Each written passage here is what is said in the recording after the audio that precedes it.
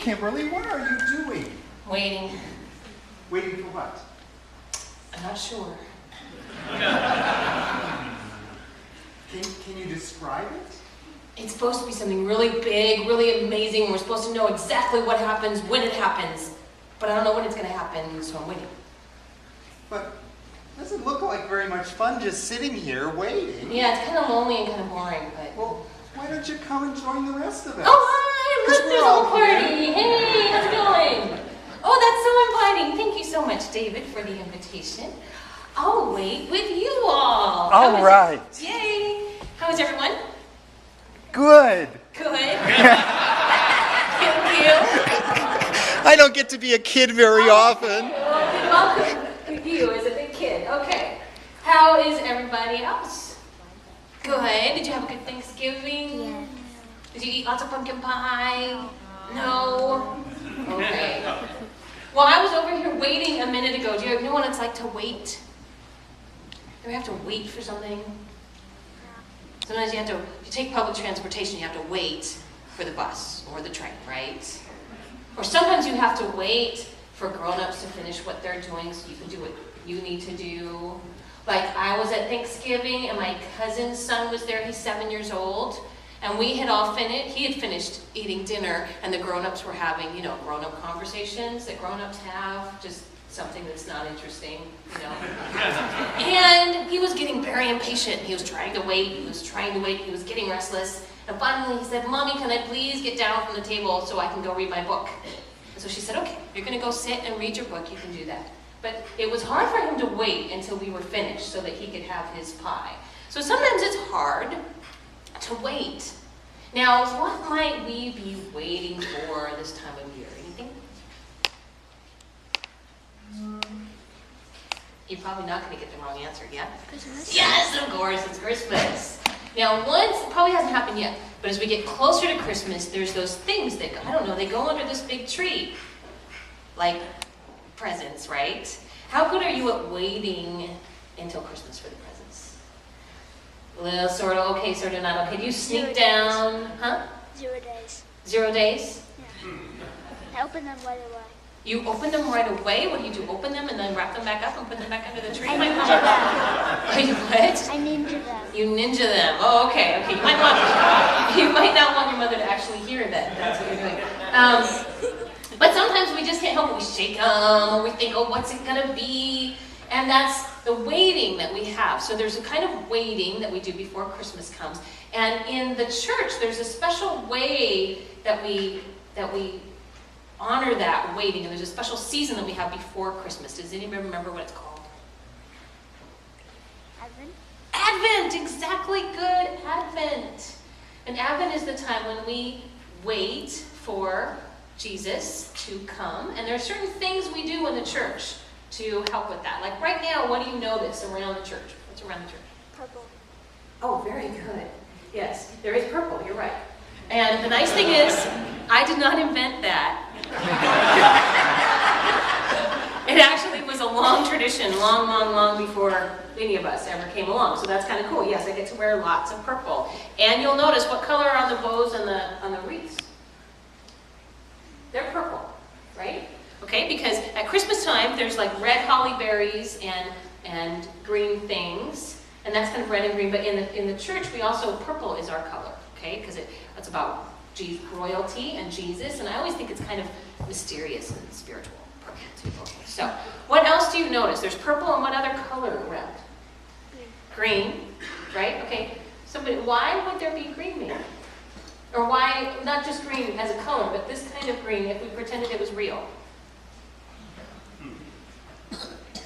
Anyone? Stop picking your nose. I'm not picking. What else might be? Okay, so it's just like a green Christmas tree.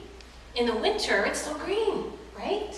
So it's part of the 3 friends of winter. One of them is that there's an evergreen. It stays green, even in the harshness of winter. And those things can remind us of God's love that stays strong.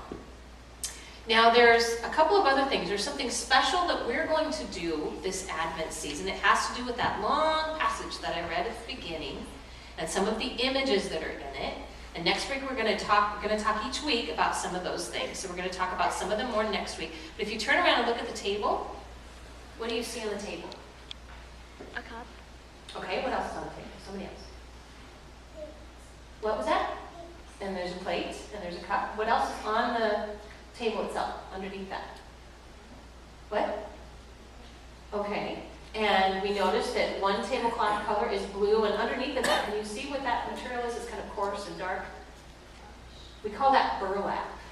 So that might be kind of strange, like why would we have burlap on the communion table during Advent? Well, it has to do with that passage that we read, and there's an image in there of a desert. It's dry, right? And then notice that blue color on top of that. What do you think maybe if the burlap represents a desert, what would the blue represent? Water. Water, very good, exactly. Okay, so we're going to be working with the images of this passage. And next week we have something very special that has to do with that image because we're going to be working with it each Sunday. And we have something that we have to do with it. But I'm not going to tell you what it is because you have to wait and come back next week to find out. So it's kind of like a cliffhanger. Get to the very end and then we have to wait. So there's going to be more stuff, fun stuff next week that we're going to do with that image.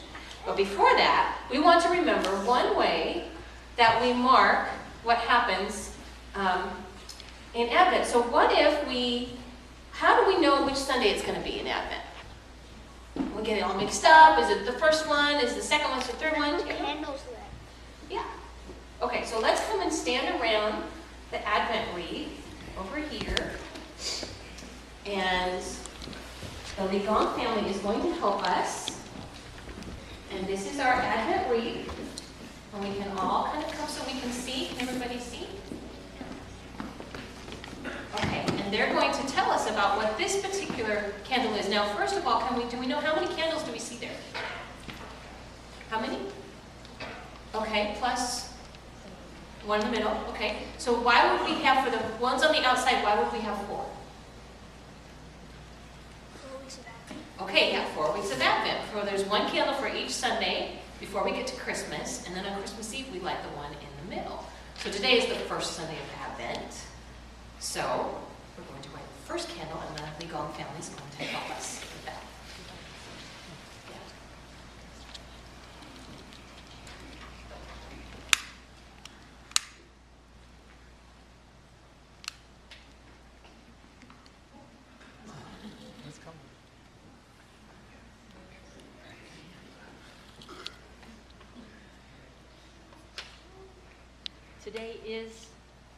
Today is the first Sunday of Advent. Advent is a time of waiting and preparing to celebrate Jesus' birth. It is also a time for us to work together for peace among the nations and peace with each other. It is a time for us to walk in the light which God gives us. Why do we light one purple candle? We light the first candle in our Advent wreath to remind us of God's vision of peace among all people. The round shape of the wreath reminds us of the unbroken love of God. The green branches speak to us of new life that stays green, even in the harsh season of winter. The candles remind us of the light that came into the world with Jesus.